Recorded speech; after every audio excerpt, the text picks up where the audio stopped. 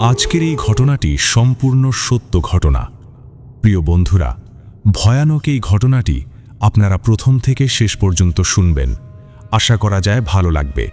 চলুন বকবক না করে শুনে নেওয়া যাক ভয়ানক এই ঘটনাটি।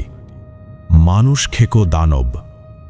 প্রিয় বন্ধুরা, আজকে আমি আপনাদের মাঝে ভয়ঙ্কর কিছু ঘটনা নিয়ে হাজির হয়েছি। চলুন এখন চলে যাব ঘটনায়। সবাই সালামের জবাব দিলাম। সবার চোখে মুখে উৎকণ্ঠা স্পষ্ট। আমি একটু আগ বাড়িয়ে গিয়ে জিজ্ঞেস করলাম, কি ব্যাপার বলুন তো?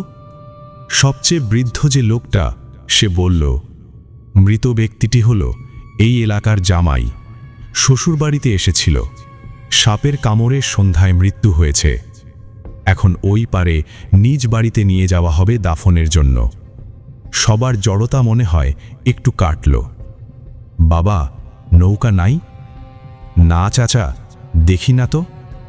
ঠিক আছে, তাহলে আপনারা এইখানে লাশের পাশে দাঁড়ান, আমরা গিয়ে নৌকা নিয়ে আসছি। এইটা কি কয়? মাথাটা আবার ঝিনঝিন করে উঠল। একটু সন্দেহও লাগছিল। শেষে আমি বললাম, আপনারা চারজন এবং আমরা চারজন মিলে গিয়ে নৌকা নিয়ে আসব, আর বাকি সবাই এখানে থাকুক। চাচা মনে হয় আমার মনের কথা বুঝতে পারল। চাচার মুখে যে হাসিটা দেখলাম, সেই হাসির রহস্য হাজার রকমের হতে পারে। আমরা 8 জন মিলে রওনা হলাম। নদীর পাড়ে ধরে হাঁটছি, সাথে 2টি হারিকেন। চাচা মনে হয় মাঝির বাড়ি চিনে, সেই দেখলাম চিনিয়ে চিনিয়ে নিয়ে যাচ্ছে। একটা জায়গায় এসে চাচা থামল। টর্চলাইট মেরে দেখলাম ঘাটে ওই বিশাল নৌকাটা বাঁধা আছে। জায়গাটা অনেক অন্ধকার। নদীর পাড়ের উপরে বাড়িঘরও আছে, কিন্তু মনে হচ্ছে যেন মৃত্যুপুরী। কিছুটা ভয় ভয় লাগছে। একটা প্যাঁচা উড়ে গেল। পানিতে কিছু পড়ার শব্দ। ওই হাইলা, হাইলা রে! বুঝতে পারলাম মাঝির নাম হালিম। কোনো সাড়া শব্দ নাই।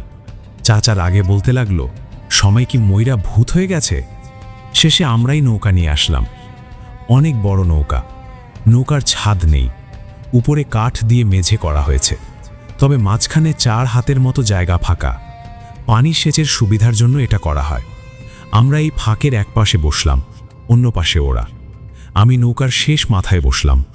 নৌকা যখন ছাড়বে, ঠিক তখনই কাশগণের ভিতর থেকে একটা আওয়াজ আসলো, বাবারা, আমারে একটু নিয়ে যাও। টর্চলাইট মেরে দেখি এক বৃদ্ধ লোক। ভাবলাম এত রাত্রে আমরা নিয়ে না গেলে বেচারা কিভাবে পার হবে, তাই আমি সবাইকে অনুরোধ করলাম নেওয়ার জন্য। নৌকাটি ভাসিয়ে লোকটি লাফ দিয়ে নৌকায় উঠল।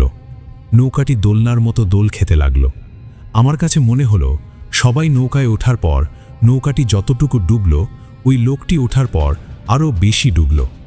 লোকটি লাশের ঠিক পায়ের কাছে বসল। নৌকা চলতে লাগলো। খুব বেশি বড় নদী না, কিছুটা স্রোত আছে। মনের ভিতর অজানা আশঙ্কাটা যতই ভুলে থাকার চেষ্টা করছি, ততই মনে পড়ছে।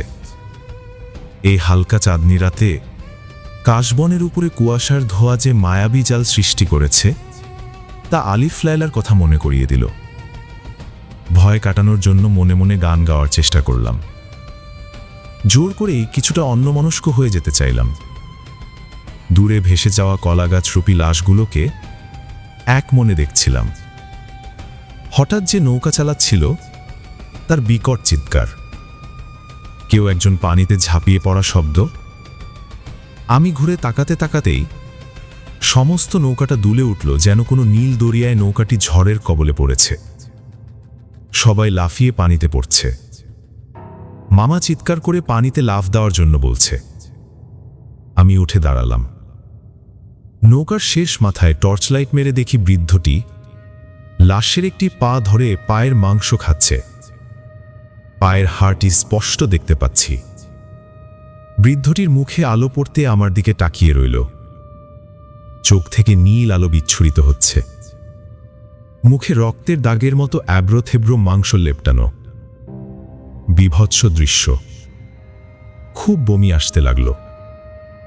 আমি জোর করে চেষ্টা করছি সবকিছু আটকিয়ে রাখতে। তীরের দিকে তাকালাম। বুঝতে পারছি এতটুকু সাঁতার দিয়ে পার হওয়া আমার পক্ষে সম্ভব না। সবাইকে দেখলাম চিৎকার করছে আর দৌড়াচ্ছে।